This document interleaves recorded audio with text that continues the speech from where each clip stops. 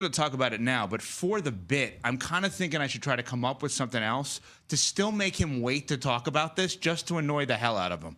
I don't even know that he's listening to anything I'm saying right now. I'm listening. Go ahead. You're trying to come up with something to annoy the hell out of me. Go ahead. No, I'm saying to keep there he is. I think going, he's done it, CC. He just talked. To keep the bit going, where he's like, can we talk about this? Can we talk about this? Can we talk about? And every time we're trying to talk about it, it gets pushed back. But we just can't talk about this topic, though. I don't know. Can we? Well, no, I'm saying Shedeur. We've been trying to talk about it for weeks. I know, and I'm trying to find something else. But why would you want to do that? Just to annoy you, as a joke. It's not going to annoy me. I don't understand why we can't get to it. Adam Schefter was on with us yesterday, every Tuesday, presented by ZipRecruiter, and gave us his assessment, currently based on the reporting, obviously, of the Browns quarterback situation.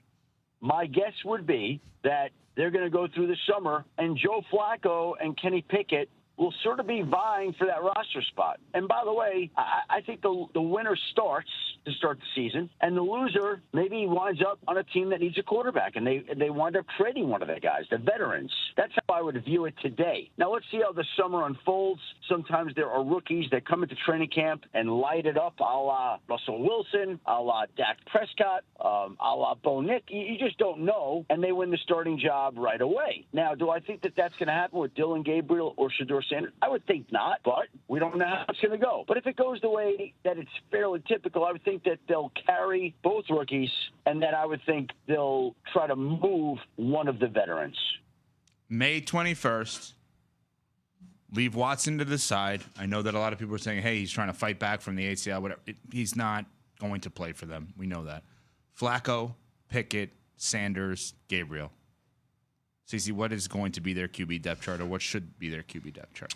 I think they'll move on from Kenny Pickett. He has more value than Joe Flacco does. I think Joe Flacco will be the steady hand that they decide they're going to keep in the room. We know that Joe Flacco is not going to be threatened by any of those other young quarterbacks, and I'm pretty sure that it's early enough in Kenny Pickett's career where he still fancies himself as a guy that should be a starting quarterback in this league. So for the Cleveland Browns, this year is a free roll when it comes to trying to figure out whether or not one of these guys that you took a flyer on in the middle rounds can be your franchise quarterback long term, knowing that you have the additional first-round draft pick from the Jacksonville Jaguars going into 2026, which is a much deeper quarterback draft class.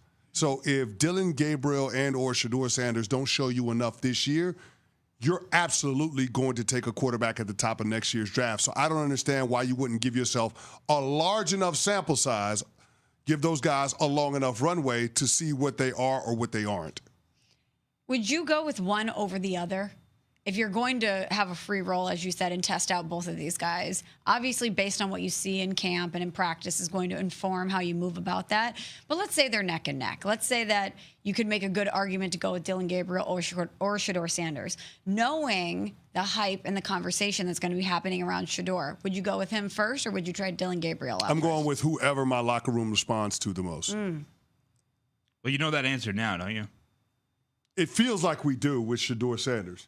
Just based on how the rookies reacted to him coming off of rookie minicamp, based on what we've been hearing in terms of his interaction with veterans around the building, the coaching staff, it feels like people are gravitating towards Shedeur Sanders. Not to mean that Dillon Gabriel can't be a leader, not to say that Dillon Gabriel can't play, but Shedeur Sanders is the leader in the clubhouse because he's comfortable in that environment, because he's been around the NFL all his life. Mm-hmm. His dad is Deion Sanders. So he's going to acclimate a lot quicker than all of those other rookies, including Dillon Gabriel. You know, there's low-hanging fruit always with the Browns because of how bad they've been for how long they've been. And I think everyone tries to take that. I've done it. We've all probably done it at different times. I think we also need to acknowledge two rookies, one drafted in the 3rd round, one drafted in the 5th round, that both had successful college careers. One is uber famous and accomplished, and Shedeur have both said all positive things about each other so far.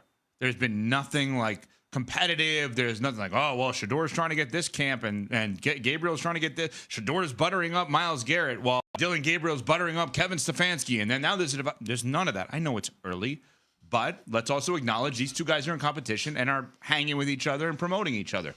actually good culture with the Browns. Yeah, but there ain't no participation trophies, though. Like I'm just saying, we can't share first place. Somebody's going to win the starting quarterback job, and I think that both of these guys are going to be in that conversation going into training camp. That's why I think this is the most fascinating camp battle that we're going to see in the preseason. It's going to be the starting quarterback job for the Cleveland Browns. And inevitably, somebody is going to be traded, and there's going to be a surprise in terms of, who ends up being the week 1 starter. Even if it ends up being Shedeur Sanders, I can't say that I expect it for the Cleveland Browns. It would be a surprise. If it ends up being Dylan Gabriel, it would be a surprise. About the only one that wouldn't be a surprise as the starting quarterback week 1 would be Joe Flacco, and that's just because they've got proof of concept with Joe Flacco. Yeah, been there, done that. But everybody else that's in that quarterback room right now, if they're the week 1 starter, it would be a surprise. But I'm not too sure that isn't the way that the Cleveland Browns should go. Smells, you could follow one quarterback battle in the preseason, Indianapolis or Cleveland. Which one do you follow? Oh, Cleveland, without a doubt. Even though Indianapolis has a top 5 pick and a top, 6 pick. Yeah. Anthony Richardson, Daniel Jones. Cleveland's more interesting. Because of Shedeur. He's a star. Something very interesting about Brock Purdy's contract with the Niners and the fact that nobody was offering anything for him. There's a lot of ways to come to this number, and a lot of ways that they did come to this number. There were multiple meetings between the two sides, and I think Brock Purdy's initial asking price was north of $60 million. He was not going to get $60 million. He was not going to become the highest paid quarterback in football. It didn't fit into the 49ers salary structure. And I think also there was the idea that at one point in time, maybe the 49ers would have listened for Brock Purdy trade offers. There were no trade offers that came in. There were no teams that really expressed interest. And Brock Purdy's perfect for them, and they're perfect for him. He's perfect for them. It just works. It's the way it should be. His value is greatest on that team.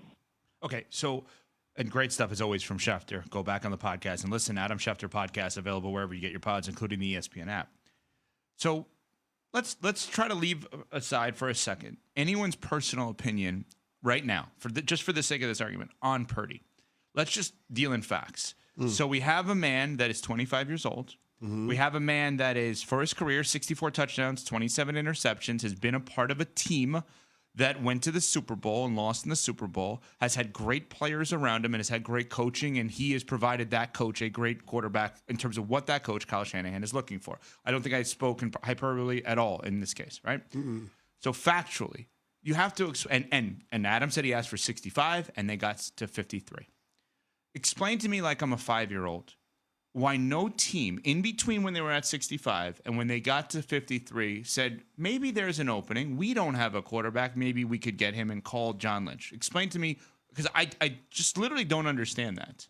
I don't either. The only explanation I can give you is that Lamar Jackson, who was once upon a time an impending free agent that got franchise tag, had teams scrambling to release statements saying that they were uninterested in trading for him.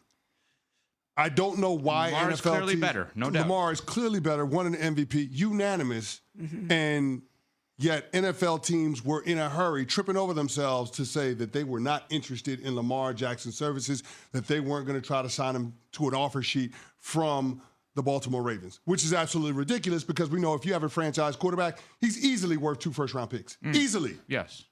And so whatever salary, it doesn't matter. Lamar Jackson to an offer sheet and giving up 2 first-round draft picks to the Baltimore Ravens is easy. You'd be happy to get a quarterback of his ilk. He's a top 3 player at the position.